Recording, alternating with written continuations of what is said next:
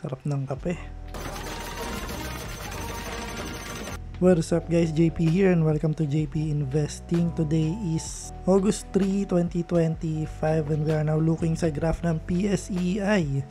And as you can see, medyo nag-bounce back na siya, no? So sana ito na yung dulo ng sana nag-bottom na to, no?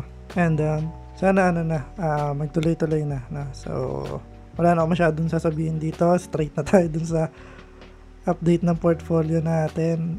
Punta na tayo dun sa Excel file. So nandito na tayo sa week number 93 which consists of July 28, 2025 hanggang August 1, 2025. And invested money wala dahil bubunuin pa natin to. Yung 27,500. So yung mga para dun sa mga bago guys, itong 27,500 ito is ay utang ko sa sarili ko dahil merong mga certain stocks na tumaas nung mga nakaraan and kailangan kong mag-reinvest para kahit papaano lumaki yung value or yung kita ko dun sa certain stocks. And ayun, kumbaga inutang ko siya sa sarili ko and babayaran ko siya monthly, no? So baka mga 3 buwan ako hindi mag-invest or hindi ako magka-cash in. Pero depende yun. Kung may dumating na naman na opportunity, syempre hindi natin papalampasin yun. And stocks that we bought, too many. So masyado tayong madaming stocks dahil meron na tayong tinake na profit sa isang certain stock na tumaas talaga yung gain natin. And sa pagkakaalala ko is almost half ng total gains ko is galing dun sa stock na yon. So, kung matagal na kayo sa channel ko, alam nyo na yon. Yun yung top line. So, ayun. Sinold na natin yung top line. And, yung pinagbentahan ko is dinistribute ko dun sa mga existing stocks ko. No? And, hindi ko siya inubos. Nagtira pa ako ng konti. Para kahit papaano, meron tayong position kung sakaling mag-rally na naman yung stock. So, total market value is 431,780 pesos. Grabe, no? Halos 10,000 ulit yung tinaas niya. To halos puro 10, 10, 10, no? Grabe, crazy. So, pero feeling ko, na to? Last na to. And, from here, dito na lang din maglalaro to, no? Since hindi naman na rin tayo makakapag-cash in. And unrealized gain is 34,708.8. So nabawasan na siya. Syempre dahil binenta na nga natin yung top line. So nabawasan na yung unrealized gain na nakalagay dun sa portfolio natin. And total dividends, wala naman tayo na-receive na dividend ngayon. Kaya 19,952.1. Yan na po yung total dividend na na-receive ko sa loob ng 93 weeks of investing in Philippine stock market. Wala pa tayong 2 years, no? And we have a total or grand total gain of 111,195 pesos. So, ito po is kasama na yung dividends, yung unrealized gain, yung na-take profit na natin sa mga binenta nating stocks, no? So, basically, ang ginawa ko lang dyan is yung total invested money ko. Yung market value is minus ko lang dun sa total invested money and yung matira, yun na yung total gains natin, diba? And total percentage is 34.69%. So, mali pa rin ginagawa ko ng mga nakaraan. Kasi ginawa ko ng mga nakaraan, dito ko kinuha eh. Ang ginawa ko, 111,195 yung percentage niya dito, no? Pero mali pala, dapat pala dito sa total money invested natin kasi ito yung kabuuan ng pera na na-invest natin and ito yung total nung gain natin, no? So dapat pala mali ako, dapat pala yung percentage nito dito. Kumbaga 111,000 siya ay 34% ng 320,000, diba? So ayun pala. So in 1 year and ilan na ba? 9 months, meron na tayong yung naipalago natin yung pera natin ng 34%. 34.69%. Grabe. Actually, hindi rin ako makapaniwala na kaya pala yung ganun kalaki, no? Kasi syempre, 'di ba, halimbawa MP2 ilan lang 'yan. dividend yan 7% lang, 7 to 8% lang annually. Eto wala pang 2 years, no? 34.69%. Siguro pag inofferan ka ng isang investing firm or ng kakilala mo na, uy, invest ka dito sa akin, kikita yung pera mo ng 34% or 35%. Iisipin ko nun, hindi na ako maniniwala doon. Too good to be true na. Pero guess what? Sa stock market, kayang-kaya. Na? So, ayan ang ginagandahan ng market natin. So, total invested money is 320,585. So, pakita ko lang sa inyo yun sa top line ko, no? Honestly, may mga tao pang yung sinabihan ko lang. Sinabihan ko lang na, uy, mag-invest ka dito sa stock na to. Maganda to, tataas siya. Tumataas na siya. And guess what? Yung ibang tao ngayon, mas malaki pa yung gain sa akin. Kasi dahil mas malaki yung capital nila, no, kaysa sa nailagay ko, kaya yun, mas malaki yung total gain nila sa akin. Pero okay lang yun, di ba? We're happy na nakatulong tayo sa ibang tao, no?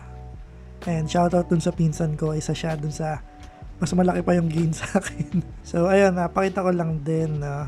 Ito yung top line.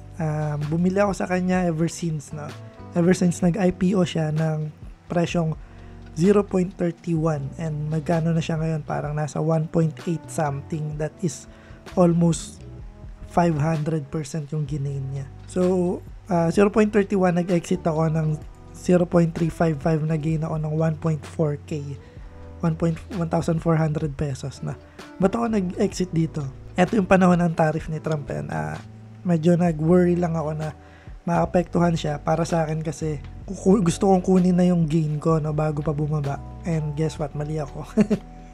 Lagi naman tayo mali. And pero lagi na tayong mali, pero nag-gain pa rin tayo ng 34%, diba? Wala pang 2 years. And nung nakita ko na tumataas siya, sisip-isip ko, mali yata yung decision ko. Kaya nag-enter ulit ako ng 0.43 pesos. And nag-exit ako ng 0.78 pesos. Bakit? Gusto ko na lang din kuhanin yung gain ko, no, netong mga panahong to. Isip-isip ko, i-take ko na tong gain ko kaysa mawala pa, diba? And guess what? Mali na naman tayo. Dahil tumaas pa siya. Nung tumaas siya, umenter ulit ako. 0.81 naman. And 0.81, tumaas pa ng almost 1 peso. Actually, nag 2 pesos na nga to pero hindi ko doon nabenta, sayang. So, nag-exit na ako ng 1.83. Kumita ako ng 33,000. No? So, meron tayong grand total gain na, kalikin natin.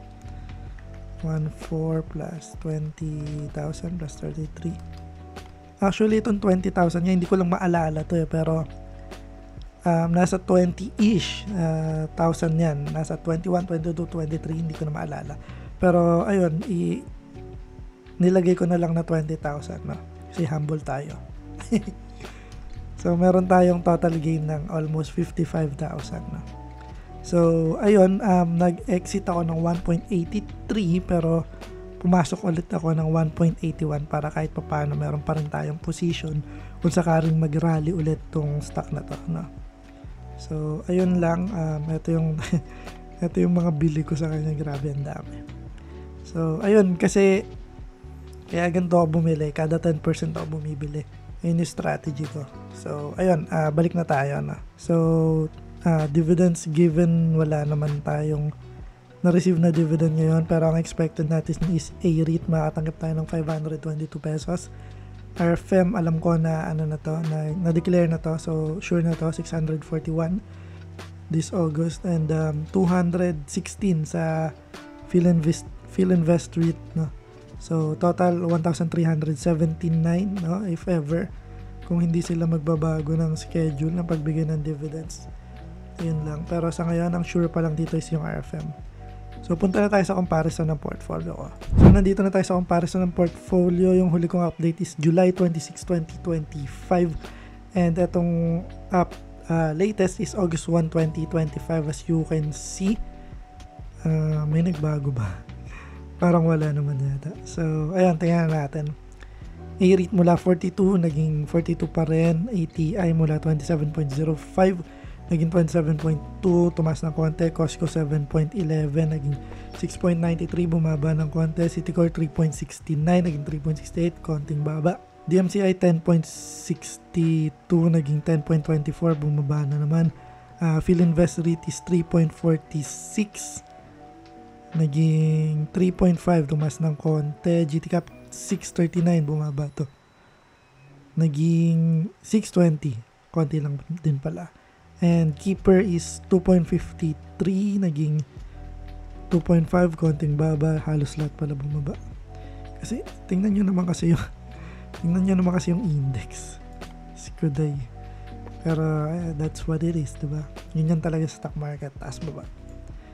So LTG mula 13.16, naging 13 na lang.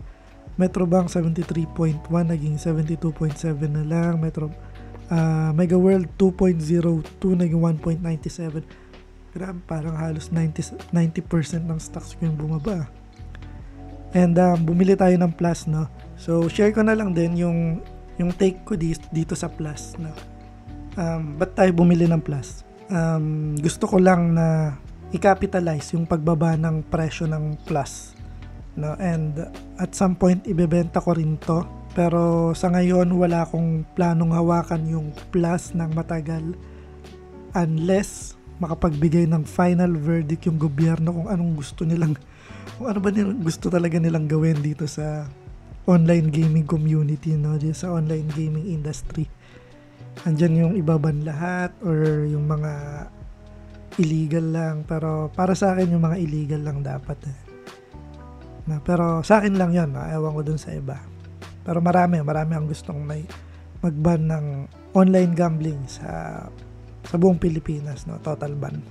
So para sa akin, ang tingin ko dito, itong Plus, taas baba lang to hanggang hindi na pagbigay ng final decision ng government, no? So ayun lang yung take ko dyan. No, gusto ko lang i-capitalize, and ngayon may kita na tayong 500 pesos, and actually that's good enough for me. Pero tingnan natin kung anong mga possible na mangyari sa mga susunod na araw, no? And PPC mula 12.80 naging, tumaas pala to, naging 12.78. Grabe, ang taas niya. PPC mula 7,000 naging 8,600. Wow. Alright, that's good. RFM mula 4.17 naging 4.15. And Semirara 33.3 naging 32.95 na lang. And top line, bagong entry ko na to, no? Kumita na tayo ng 900 ulit. So ayun, yun lang. Actually dito pala sa Metrobank, ang tingin ko dito is tataas na to, no? Dahil dun sa first half niya, sobrang ganda ng performance ng Metrobank. I don't know kung bakit ganito kababa yung price nito. Pero it is what it is, na. That's the market for you, baby. So ayun lang, maraming salamat, hanggang sa muli. JP out.